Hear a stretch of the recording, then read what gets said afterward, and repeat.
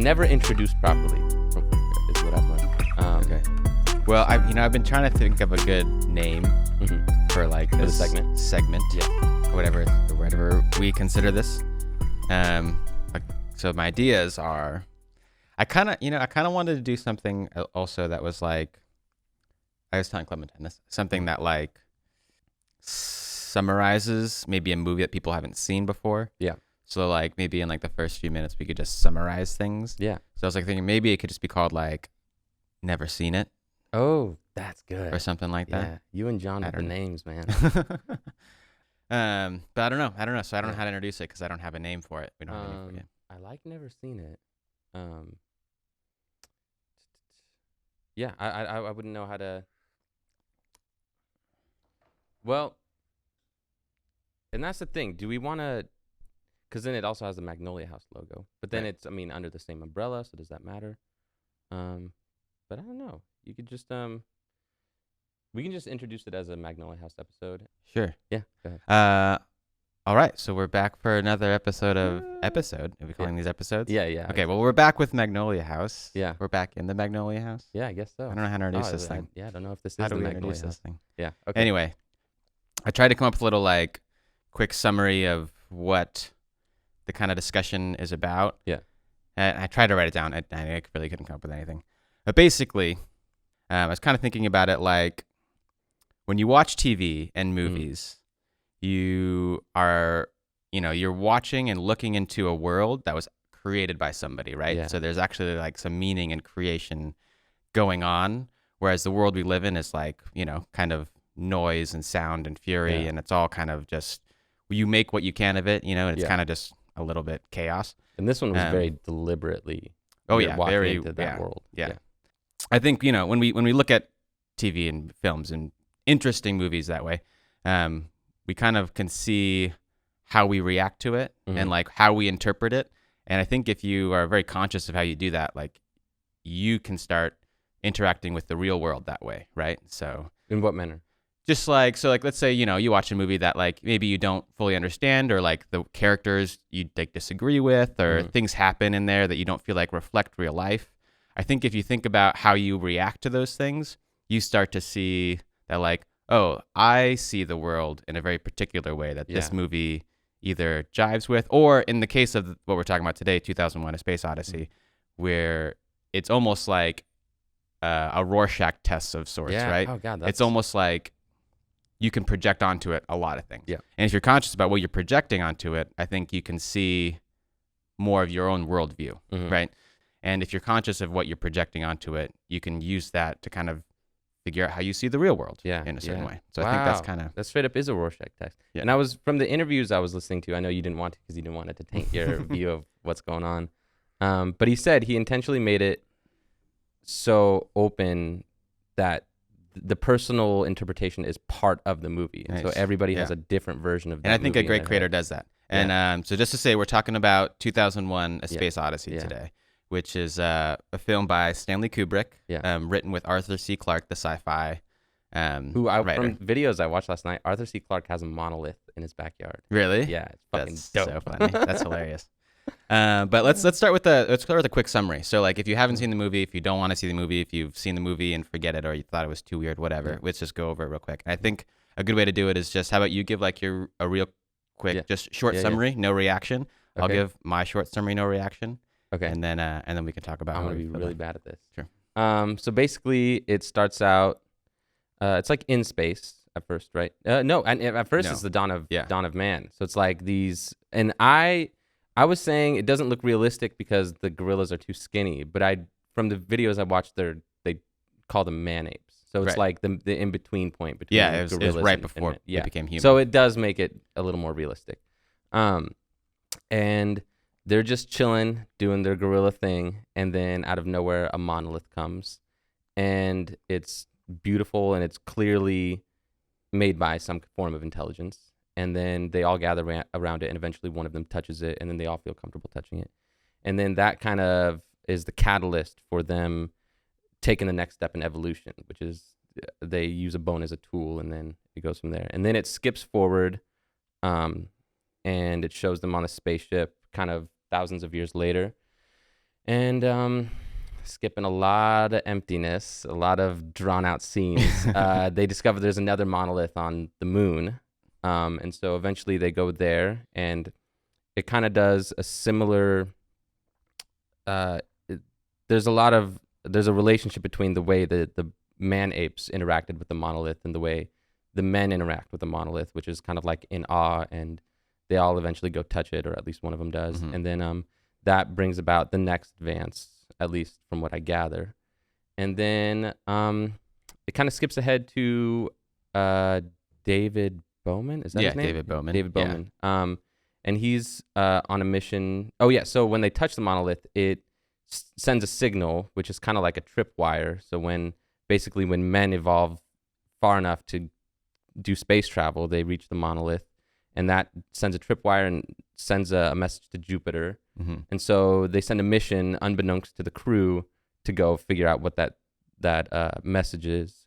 And then, so when they're following it, the ship is manned by an AI intelligence, and it kind of turns on them, and so it kind of kills, spoiler, all the crew members, all except for one. And then I'm trying to remember.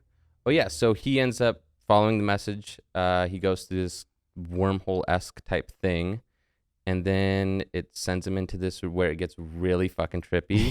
Which I found from the videos I watched, and Kubrick actually does an explanation of explicitly what he meant by it, but he said, really? I don't like to do this because it takes away the mystery and the awe, and it sounds cheesier spoken than it does on screen. Yeah. But he said basically it was some higher intelligence brought them there, and that room was intentionally like a Baroque or like French style room that was not done well. It's similar to the way that we put animals in habitats, but we don't know exactly how to mirror what they really live in. Right. And so it was a little bit off, but it was super surreal and beautiful looking.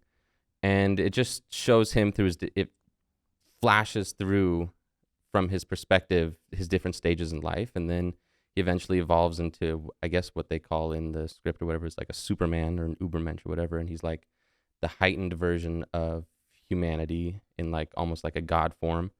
Shows him hovering above Earth, and then it's kind of left to the viewer to see what happens next. As much as I made fun of it, the lack of dialogue in the other one really is what makes the movie work, and what puts you in your own head the whole time trying to figure things out. I think the lack of dialogue and just kind of the scenes that he does. I mean, we're talking like this was like made in the 60s, right? Before we were even on the moon. So like, I think it really created that sense of like what space when did we go might be. 1969.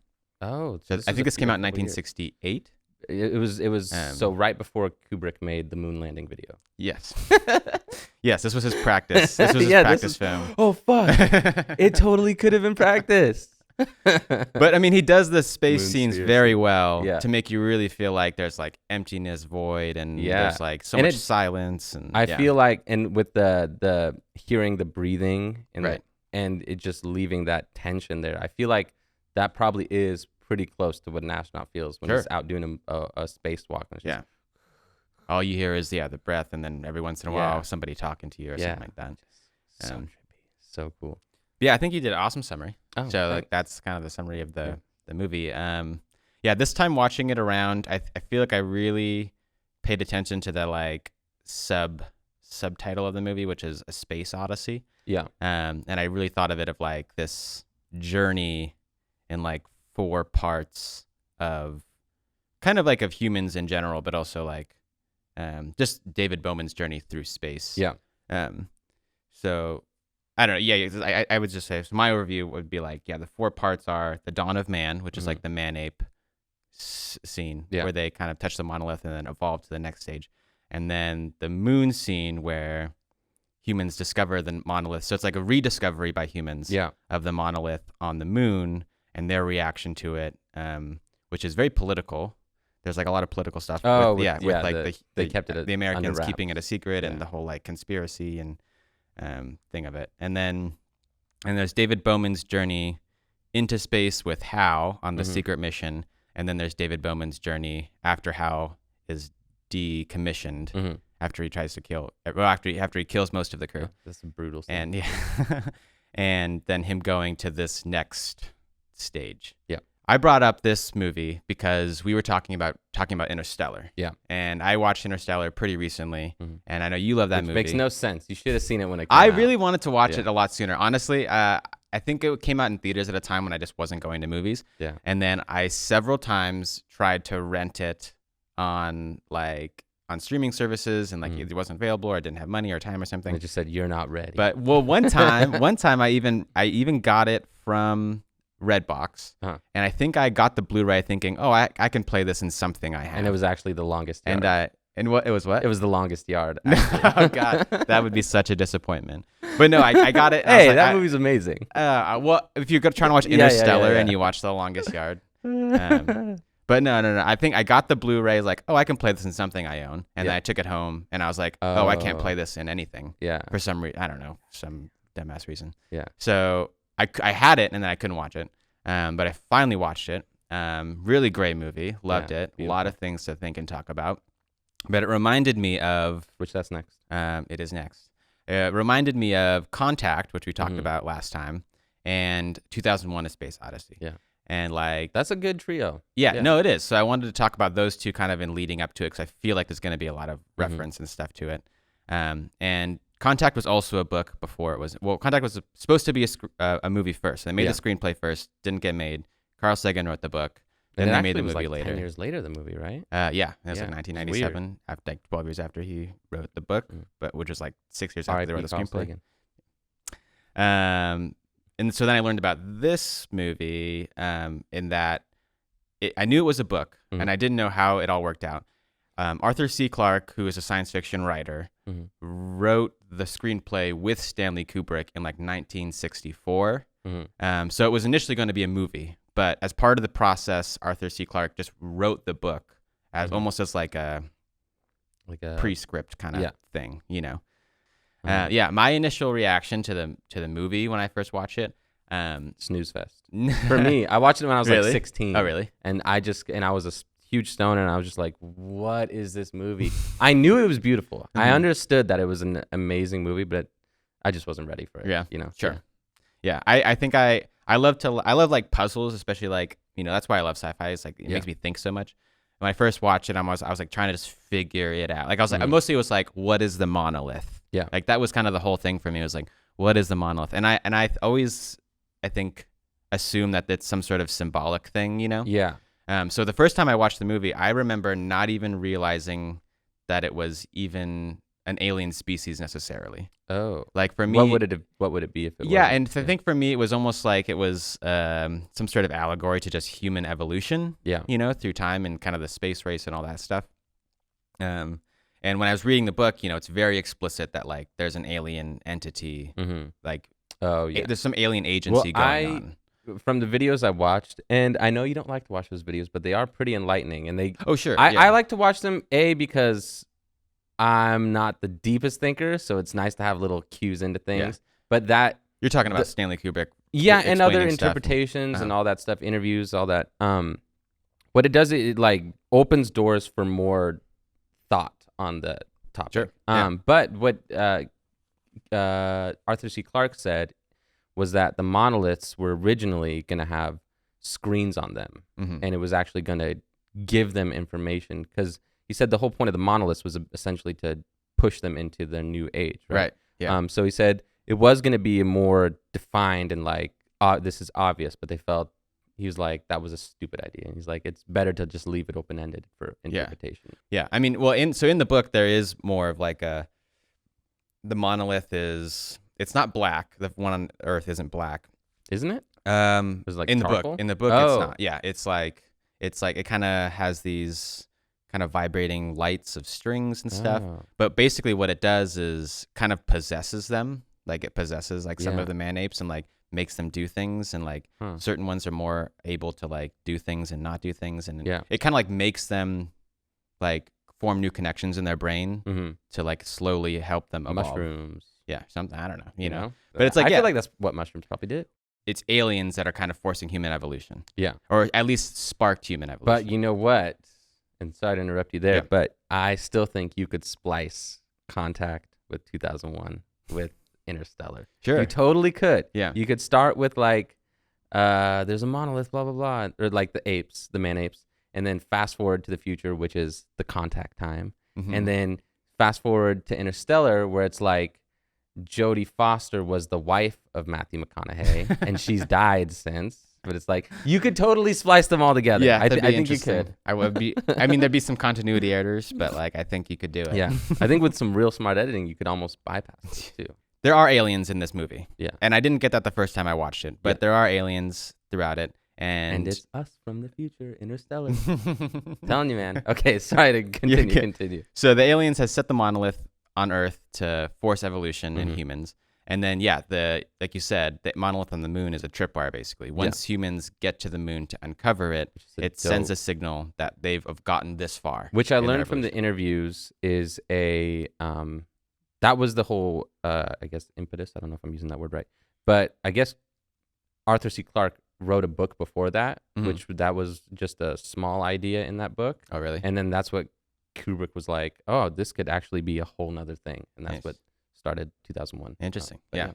So there's the monolith on the moon, which is like a tripwire that sends a signal to the alien species, whatever. Basically, that says like humans have made it this far, and then humans end up going out to the monolith in space and like going on to the next part of evolution. So there's definitely an alien intelligence in the movie that I missed totally the first time because I think so symbolically or something. I don't know. I think I expect writers to be like, this just represents human whatever evolution. But it is very much a sci-fi alien movie. Yeah.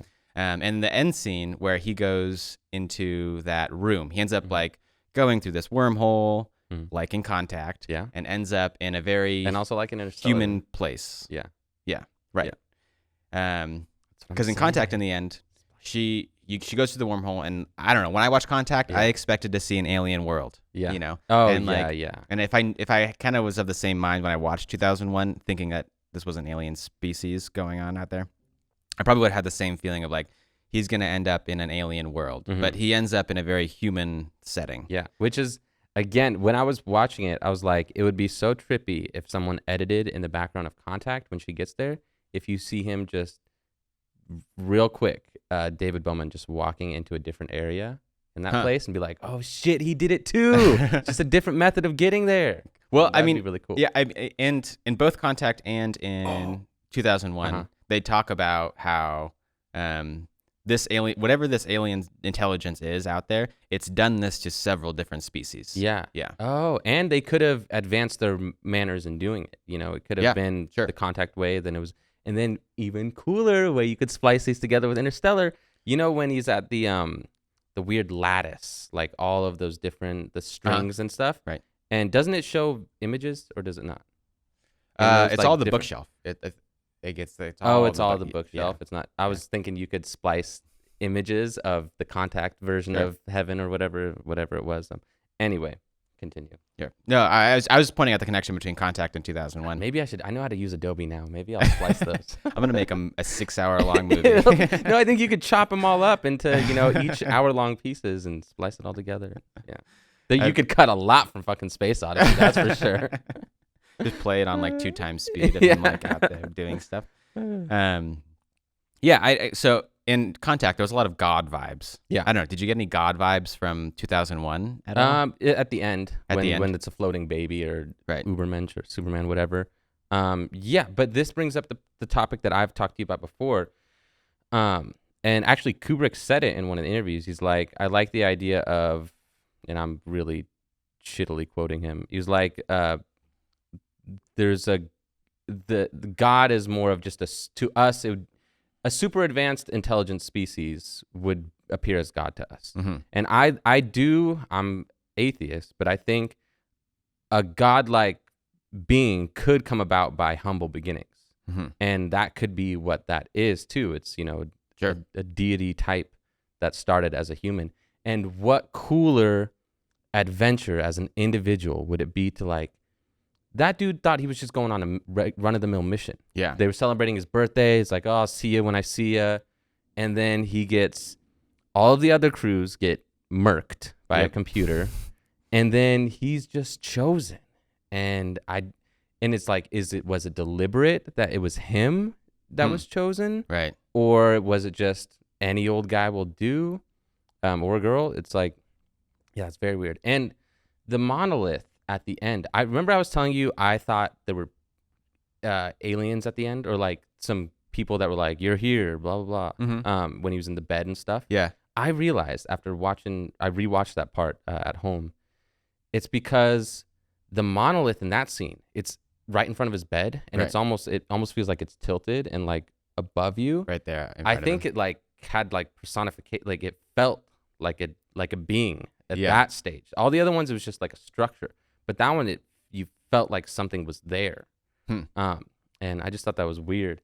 And then also just from the videos I watched, when he's like reaching towards it, I think that was supposed to be kind of paying homage to was it Da Vinci, the god? Yeah. God and Adam. Yeah, sort of thing.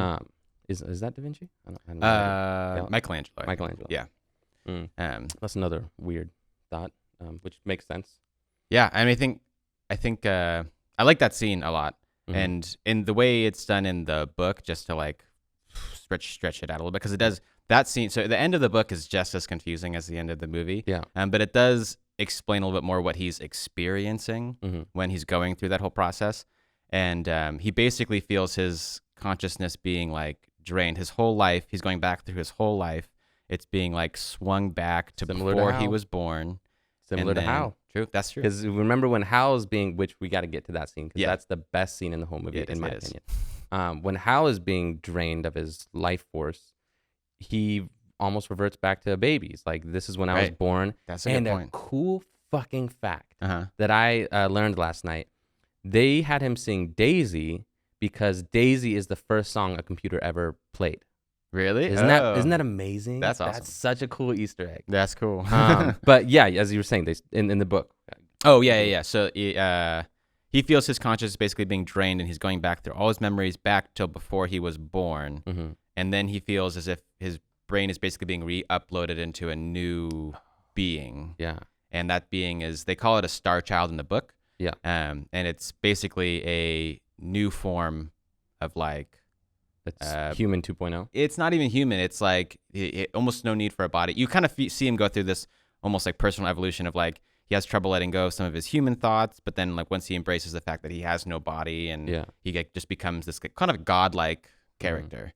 But I think in the book though, they kind of also dissolving of the ego, mushrooms. They kind of explain that the alien species is gone now. And that like this is kind of just their thing, and now and like this is all kind of just automatic process. Like this is kind of putting humans in the neck, or at least like one person, because it doesn't seem like everybody is coming to do this thing. It's like David Bowman's there, and he goes through this process of he becomes now a higher being, and he actually returns to Earth at the end of the book. Oh, really? Goes it's back really, to that kid who bullied him in high school. And like, look at me now, bitch. Trips him. And I'm a star child. Actually, it's interesting, and it's very telling of when the book was written. In the end of the book, it's almost like he realizes something. It's kind of confusing what's going on, but it's almost like his consciousness realizes something and then rushes back to Earth and then stops a nuclear holocaust from happening. Oh, as the god. So he like is watching over the Earth now, and like he stops a nuclear bomb from destroying the planet or something like that. Which is just because at the time the Cold War was going on. So that was like a huge thing in people's consciousness, and I think he's like a benevolent god in that way. But yeah, all that stuff is kind of happening, and there isn't really an alien presence. In fact, you see a lot. It would describe a lot of the when he's approaching that room area, he kind of sees all these other derelict ships and like these other like this like derelict space station that was clearly a lot of different species like came the trial here. and errors, or no, the other ones that were actually other ones that were brought, but almost like there's nobody tending to this anymore. Yeah, because they don't touch on that in the movie at all. Yeah, no, yeah, the journey you see him go through at the end. He finds the monolith kind of at this, what do you call it when they all line up? Oh, I don't know. It's a P word, I think. Preset? No, I don't know. Anyway, there's this. Happens in Hercules. Yeah. All the planets. When the align. stars align, you will be. Jupiter and all its moons align. There's a monolith, and he goes through the wormhole. He goes through the wormhole, and then he starts passing over all this land. Like, I mean, it's all like kind of warped out land-looking things. In the book, there's a similar scene where he's like on an alien planet, basically, and then he goes to like the sun, and he's kind of like watching it all kind of go by. So those scenes are very much the same in the end, but also very confusing. And I remember being super fucking confused at the end when you see the embryo. Yeah. So he goes in the movie, he goes through his whole life. He almost like watches himself get older, and then like lays down in bed, and then the monolith appears, and he touches it, and then in the bed where he was, like a giant embryo, basically. Is there, and that's visually super memorable. But I'm wondering if you've made it today. It's kind of, I don't know. It's weird. You just make it into a baby, and like that symbolizes a new version of life. But it's I mean, I don't know how you would. It's like, how without talking or doing anything do you like show that it's like something is being born? Yeah, and I would almost like make it like you would think of like a super advanced intelligence, almost just like pure energy. Yeah, you know. Yeah. But from the videos I watched, it's like he has no need for. So they were saying it's like another interesting thing that somebody was talking about was that it's such a slow moving movie, and there's a lot of emphasis on them relying on technology, like super hyper advanced technology, like HAL and the ship and all that stuff. But then when they have conversations, it's like very banal conversations, like just about nothing. Like, what are you doing today? Happy birthday, blah blah blah. Right. And then once he becomes the embryo thing, he's surpassed the need for any technology to travel vast distances. Yeah. Which is, I don't know where to go with that, but that's just something that they talked about. Yeah. When I watched the movie, I didn't get those God vibes, but reading the book, you definitely get the God vibes, and it was very, I kind of got God vibes. Really? Yeah. It makes me think back to Contact again. And when we talked about Contact, we just talked about how like Carl Sagan wrote basically this story about how his belief in a higher intelligence and in science and kind of a galactic community or a galactic like even if humans one day become a galactic species, I think from his point of view, we would be so wise and powerful that we would almost be godlike. I think there's a faith in that. There he kind of equivocates the two of like God, religion, and science in a way. And since seeing this, it just makes me think that like there is some worldview in science, I think, that once you really zoom out and see how vast and how much time really there is, like, and then how quickly we evolve. Because like, I mean, we're only a few million years old, and we've gotten pretty far. But you say we're only a few million years old? This version of us is only a few million years old. It's taken 4 billion years to even get to this point, you're right. That's which in the span of eternity is a blink of a blink of a blink of and an that's eye, the thing. That's still a really small thing, right? So like, even if there's millions of other species, we could still be considered some of the first. Because if it really did start 15 billion years ago and it could go to infinity, we would still be like the first, right? You know, really like close to the well. And again, like we talked about last night when we were talking about if things go on ad infinitum and things go on both ways, that's forever. There isn't really a start. There isn't a middle. There isn't. It's just kind of all is, which gets into the parallel dimension stuff. But I think, just in terms of the God vibe stuff, I think when it comes to science or any sort of cosmic consciousness, that like, it doesn't have to be scientific. I think once you have a universal perspective, like a universe of just an idea of how big the universe is, how small and short of time we've been around, and you think about there being another like intelligent species out there, or when you think about our future, or just technology even, which kind of gets brought up too. Like, you think about how powerful it could become given such vast amounts of time. Yeah.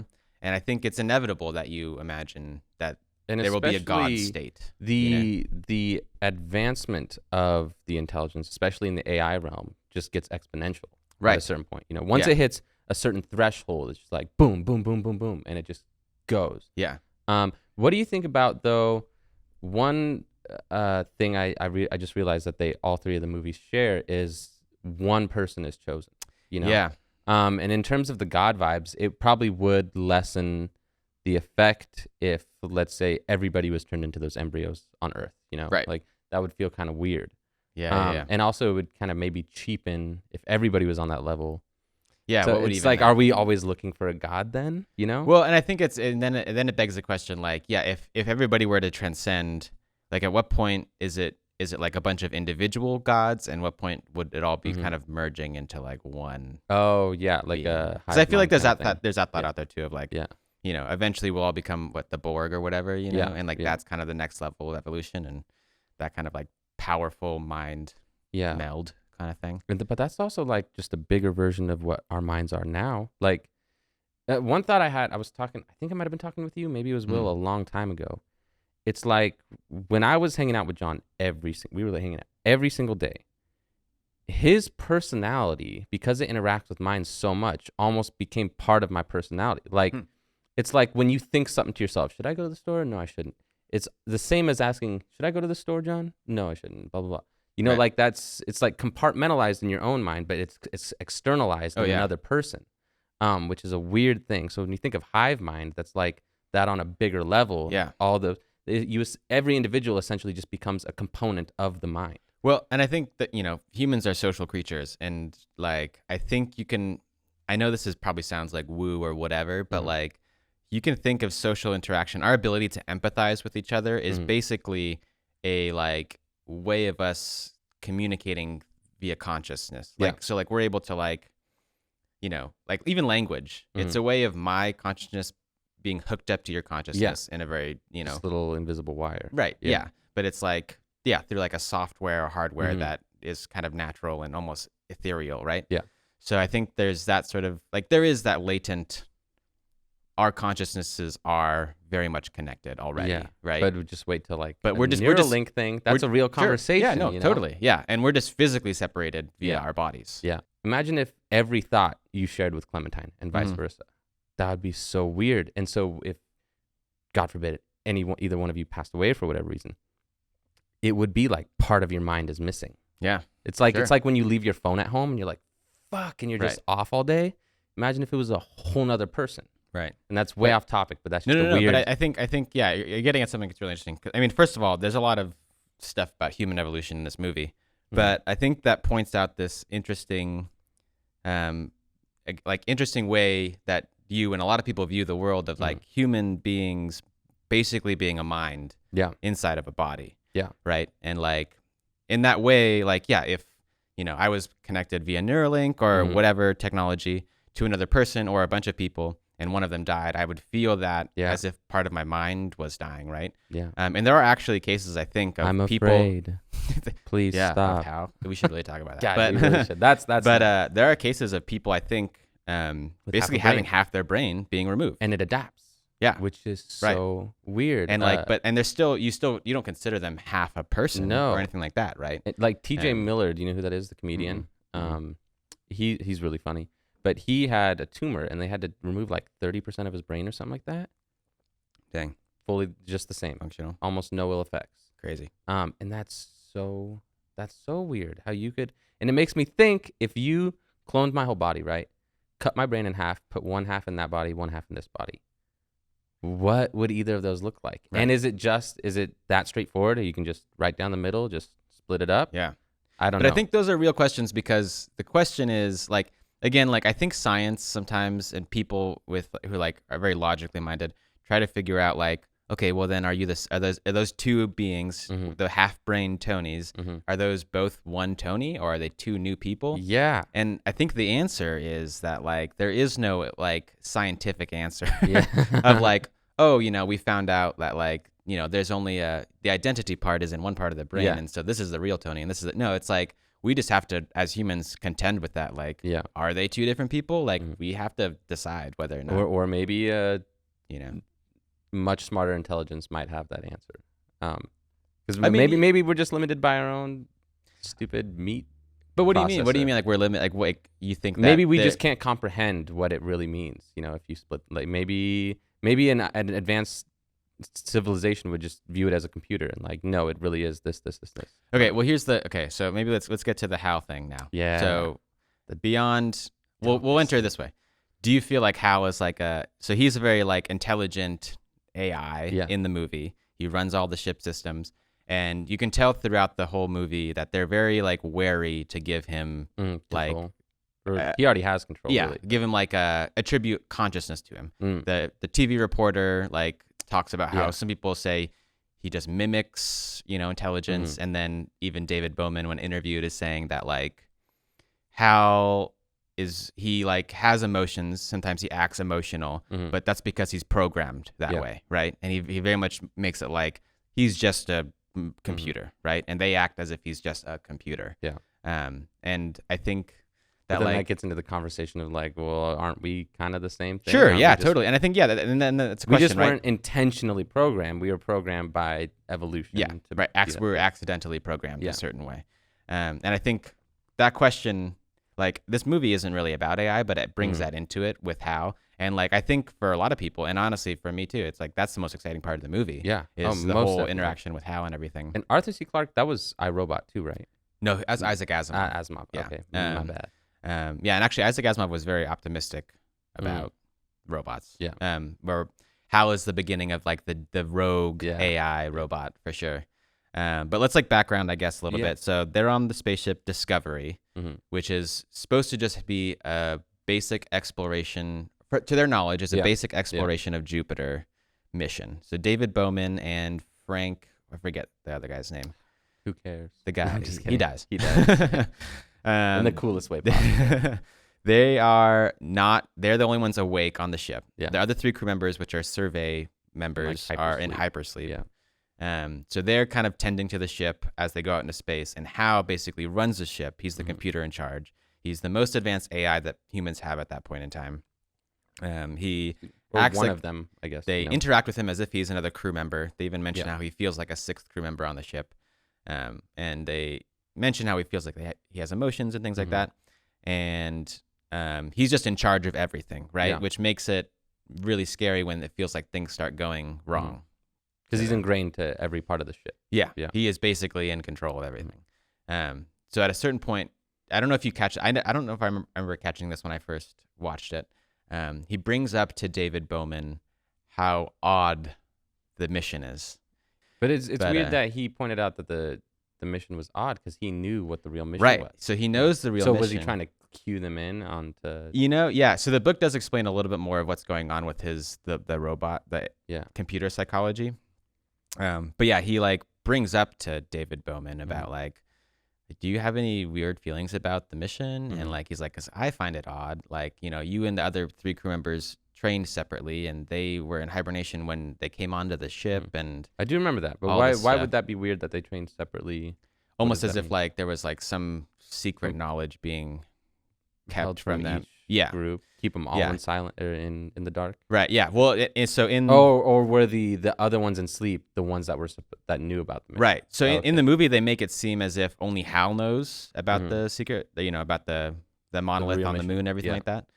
Because really, what they're going out there to do is that the tripwire on the moon from the monolith sent a message to Jupiter. Yeah. And they don't know what's out there. They don't know if there's some alien outpost or what's going on. So this, under the guise of a regular exploration mission, they send these people out to investigate what that message was transmitting. In the book, the 3 crew members asleep do know about it. Okay. And that's why they're asleep, because they know that there's going to be publicity from them sending messages back to Earth.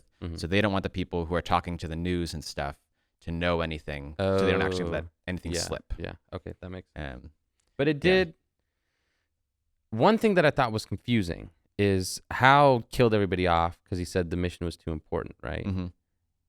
If there's nobody left, what can you even do with that mission? It's not like Hal has any arms or legs or any way of getting out of anything, Yeah, and when I first watched it, I was like, Hal is like, so I was all kind of thinking about human evolution. I was like, Hal is the most intelligent thing on this ship. Yeah. And like, probably he feels like he needs to be the ambassador or something. I guess that's kind of what I was thinking when I first watched it. He just pulls up, hey guys. That he's like, he feels like humans are just kind of, not smart enough. And because Hal is so confident in all his abilities, right? He's like, the 9000 series has never made a mistake, blah, blah, blah. and like humans, everything is attributable to human error. And I almost don't view him as a bad guy. Like he kind of was. He might have been right, and maybe that's a point to the point of he's never made a mistake. You know. Right, but he. So in the movie, he tells them that something is about to malfunction. Their like communication satellite is about to malfunction, and they go out and they take the piece out and they look at it and nothing's wrong with it, and they're like, okay, this is when they're like, something's up. Yeah, either like the computer is malfunctioning, or like or this thing is gonna malfunction and we need to like do something about it because it's not showing up yet. So they decided to let it fail, right? So Hal has them take it out.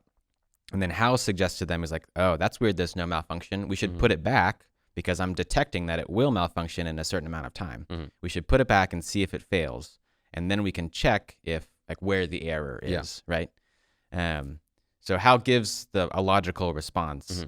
But they have this feeling that something's wrong with Hal. And they're very worried because Hal is in charge of everything on the ship. Yeah.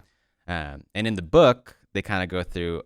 Like you kind of go through the thought process a little bit more, and you kind of know more of Hal's like calculations going on, and then they make it seem in the book almost explicitly that Hal is basically having problems because he is told to, and they even say this in the movie, he is supposed to always tell the truth, but he is told to keep a secret. Yeah, and there's like a strange paradox for him that creates this weird tension.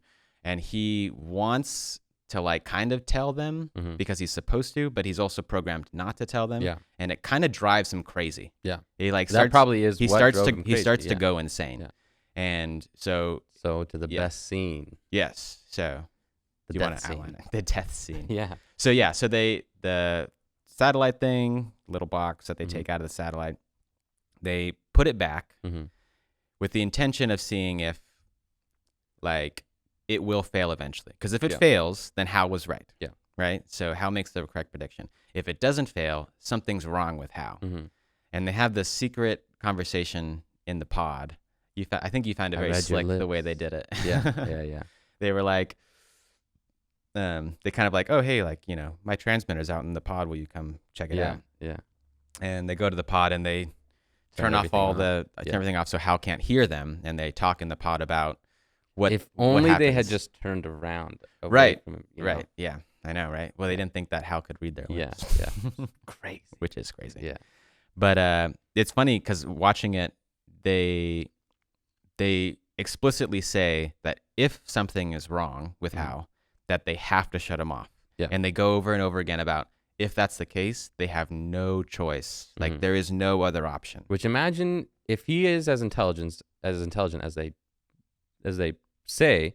Imagine if you didn't go through the process of being born and all that stuff, but you just appeared as a fully formed person, and they're like, we messed up on you. We're gonna have to turn you off. You'd be like, whoa, what the fuck you doing, man? Like I just got here. Like, sure. Yeah. And Hal seems to have an emotional reaction. Yeah, and that was the most. I saw a comment on YouTube in that clip video. They were like the most brutal death on camera. Like it is kind of brutal. Yeah, and it feels like the slow death of a real person, and it also almost feels like what slowly dying as like an old person might feel like. How your mind is slipping and you're aware of it, and you have to just go through it while you're fading out of existence. Yeah. And that's so it almost feels like it would be like dying on mushrooms. Like you're hyper aware. Interesting. And I don't know. Yeah, mushrooms give me a lot of death vibes. But it was so brutal when he was like, "Please stop. I'm afraid." Yeah. Oh my gosh. I feel scared. Yeah. Like they definitely try, and it's one of those things where it's like you have to wonder if Hal is a computer knowing that saying those things would stop. Oh, trying to evoke some empathy. Right. Yeah. It's like it's hard to tell if he is just saying that. Yeah. Because he knows that's what'll stop them, or if he actually is experiencing it. They reverse. He's like, "Bitch, I ain't scared of nothing." Fucking kills him. Do it. Yeah. But I think that's a question that like you have to decide. Like when we ever develop an intelligent robot. Yeah. And I have a whole thing about AI separately we can talk about, some other story.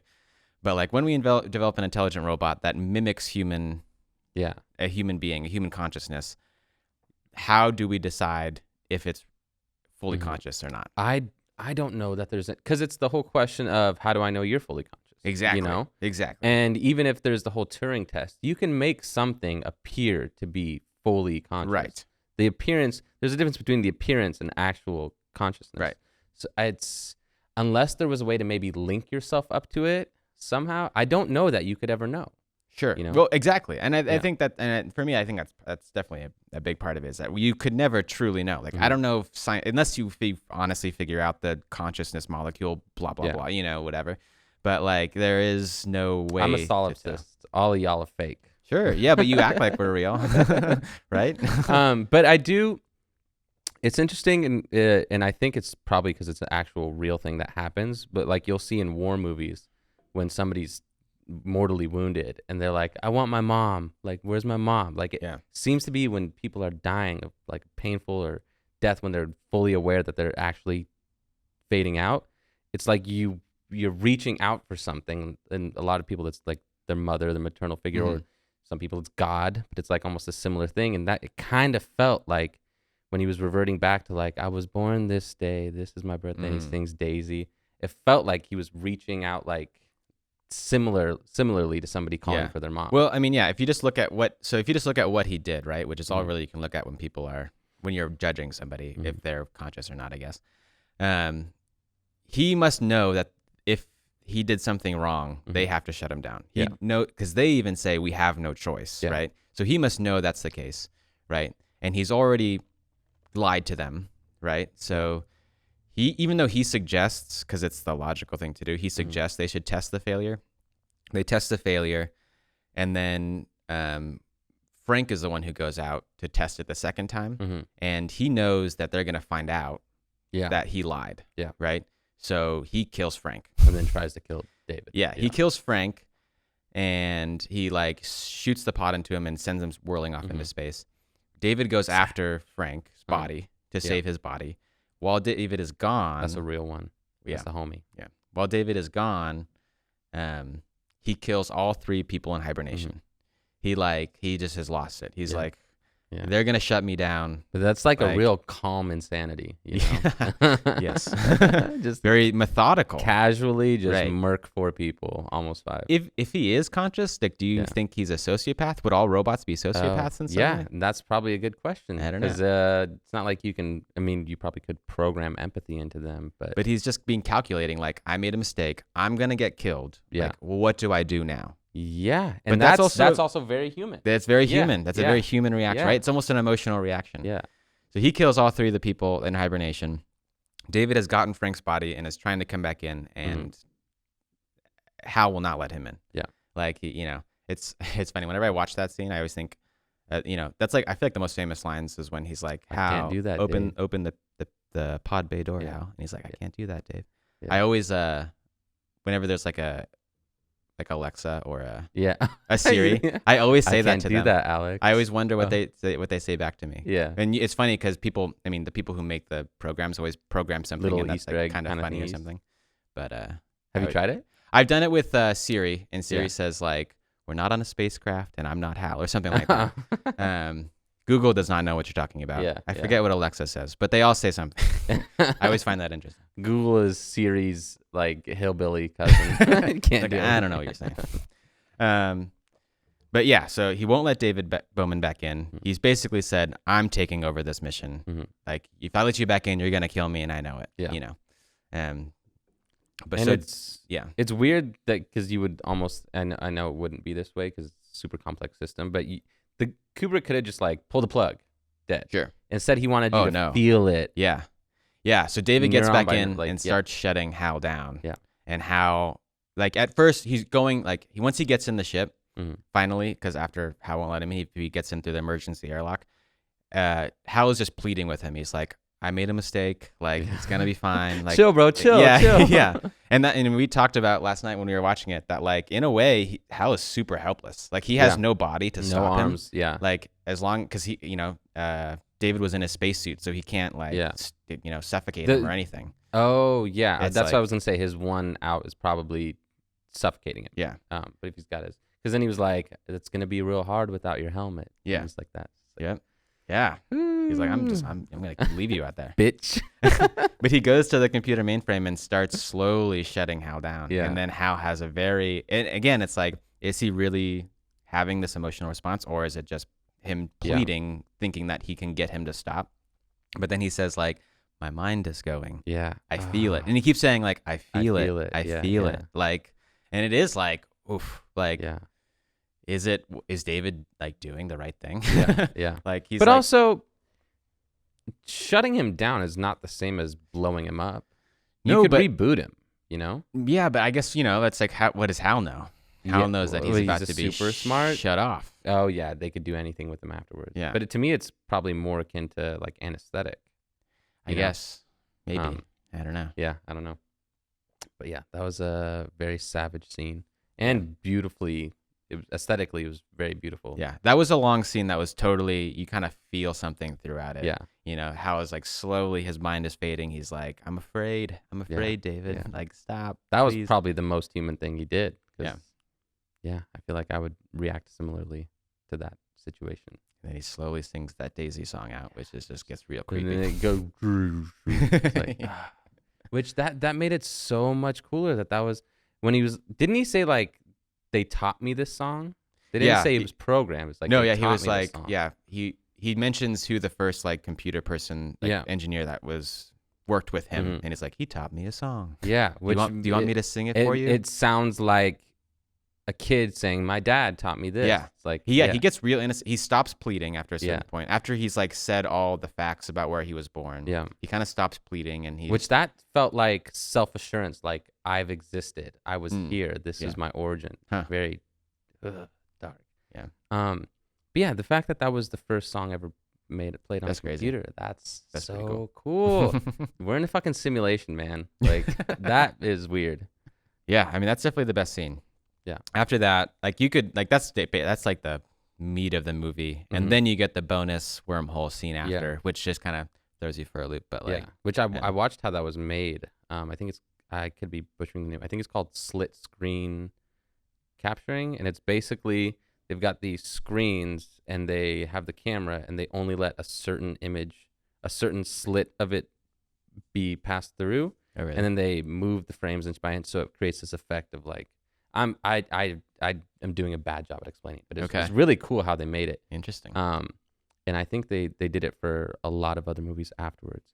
But it's interesting that the pacing of Kubrick movies, it's like if you watch what's the hotel one? Shining. Sorry. Yeah. That one also is like very long drawn out, and then at the end all the shit goes down. And I haven't seen A Clockwork Orange, but I think that one is pretty crazy throughout the whole thing. Right? I have not seen it either. But yeah, I just thought that was interesting that it's like the real punchline is at the end. Yeah. Which I mean, it builds so much like tension. I feel like that it kind of goes on. Yeah. Maybe one more thing we can talk about to kind of close it out. I do find it interesting. You brought up before how one person makes it in the end, right? Which is kind of interesting. I think, sorry to interrupt you, I think that's probably to put the person in their shoes so he feels like it's almost happening to you. And also, it was so obvious when it was said when I was watching the movies. There's a lot of relationship between 2001 and the Odyssey. Oh, yeah. It's like a coming home story, which I was like, oh, fucking Odyssey is in the name. Right. But yeah, it is interesting that one person is chosen for each of these. Yeah. These And I think there's more of a connection. I don't want to talk about it more when we actually talk about Interstellar, because when we talked about Contact, you have to think about how she was not initially chosen to go, right? Yeah. She wasn't chosen. Someone else was chosen. But that guy dies. That makes me wonder who did the choosing really. I mean, why did the alien race even leave it up to us who went, In Contact? Yeah. I don't know. I mean, and maybe they knew that the first one, maybe they knew everything leading up to it. I don't know. I mean, I think the aliens in that movie seemed pretty hands off. Yeah. They were kind of like, you're going to make it or you're not going to make Yeah. it. I mean, you made it this far. Could you imagine if they sent that fucking douchebag Drumlin? fuck that guy. You hated Forever that guy fuck so that much. guy. He robbed someone who rightfully originally had the most beautiful experience a human could ever experience. And you just fucking took it, you piece of shit. And you didn't even believe in the mission in the first place. Yeah. Well, that's just that human. That's conflict like part. that's like spending your whole life, literally your entire life from when you were a child, searching for buried treasure. And there's this dude who's like, "You're an idiot. There's no buried treasure anywhere." And then you find he's like, "Oh, sweet, it's mine." Yep. I would murder him. Straight up, I would murder him. Yeah. I bet inside she was pretty wrecked. But she was so calm. She's like, "Oh, blah, I think blah. she's, Bygones be she has that bygones." like rational like Yeah. exterior, like she acts like whatever. I would not but I be think that. inside she was doing some severe psychological damage Yeah. to herself by suppressing all that stuff. She kills herself, and then like, wait, we have a second one. God damn it. But yeah, the Odyssey is 2001 is a little different because David Bowman kind of is just a random person. Yeah. I think like, and he's just kind of, I don't know. I don't know if you'd say he's the main character of the movie necessarily, because there's like again like three different kind of acts that are going on in there. But yeah, he is alone in the end, and he has to like suffer through everybody dying. Yeah. I think that's why it was in the book. He doesn't go to get Frank's body. It's kind of too far gone. In the movie, he goes to get Frank's body, and like I think I don't know. He was probably with him for so long on that space right out there, and he's already been alone for so long. Yeah, and also somebody pointed out in one of the videos I watched, the last words spoken in the movie were probably like 30, 40 minutes before the even actual ending of the movie. It was probably the video about the monolith, right? Was it? Because after he shuts Hal down, that video turns on that tells him about the monolith. Yeah, that probably was the last. And there was still a good, half hour left in the movie? Oh, yeah. Yeah. Yeah. And then he goes out there. But And then also he lives his whole life into old age in that room. As far as we know. I mean, it's but also it could have like, just blinked. it could have just happened. Yeah, Right? yeah, It could have yeah. just gotten old and then been reborn. Yeah. It's kind of hard to tell. But it did remind me of similar vibes because both in Contact and after a certain point, once he shuts Hal down and all that shit goes haywire, he has to know he's not going back to Earth, right? Yeah. And Jodie Foster's character is very much like, I don't care if I come back. Like, to go out there and experience this is like the most important thing to me.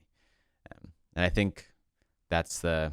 And Matthew McConaughey's character kind of had the same thing too. Like he was like, when I see you again, you'll probably be older than me. Like he knew he was going on a long mission. Well, yeah, but he also in Interstellar, you mean? Yeah, in Interstellar. Gotcha. Yeah. Gotcha. Yeah. I think there's more of a connection between the he's the in people. Contact too. Yeah. Again, how you can splice them together. It just makes sense. I'm really excited to talk about this when we talk about Interstellar, because I think a big connection between how Jodie Foster's character was chosen and how Matthew McConaughey's character was chosen in Interstellar. David Bowman seems a little bit more random, but again, 2001 just seems also a little bit more kind of out there, just in general. But beautiful movie. It is a beautiful movie. Yeah. I don't know. Any last thoughts about it?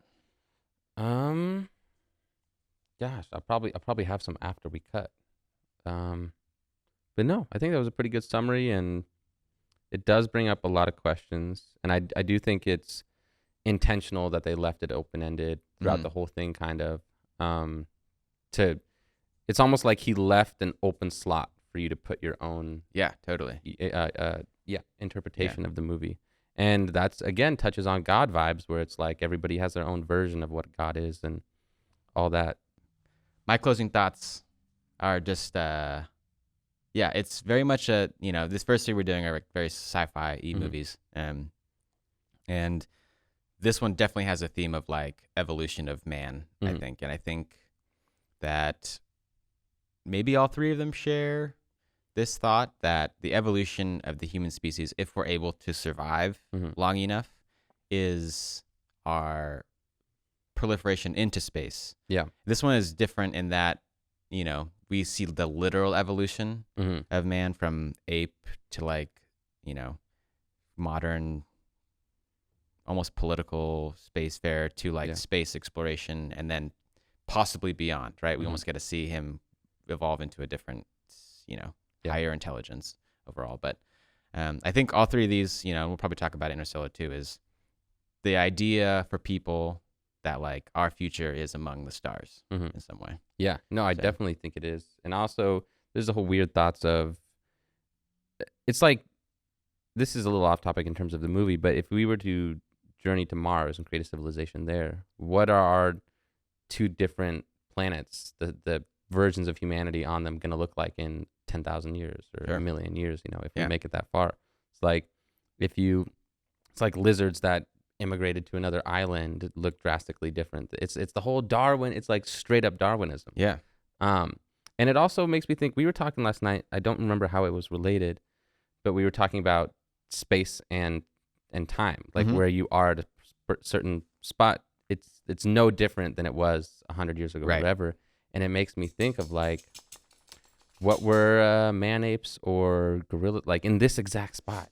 Right. Some crazy stuff has probably happened in every inch of the world, And it's like, this is, again, we probably should have finished, but it's just weird to think of what was happening at this exact. There could have been two gorillas sitting like in this exact spot, True. just having their weird monkey conversation. And then it's weird if you were omniscient and you could see time as like just unfold, start to finish, whatever. And it would be such a trip to see two gorillas or monkey people just chilling like here, and then fast forward it, and it's like us. Right. And then but you wouldn't look like. You wouldn't be fast forwarding. You would just be. You would be stepping through a different, I mean, we have 3 dimensions, right? Length, width, height. Well, I don't know. That's what and we then call time, it. right? So time is the 4th dimension that we can't step.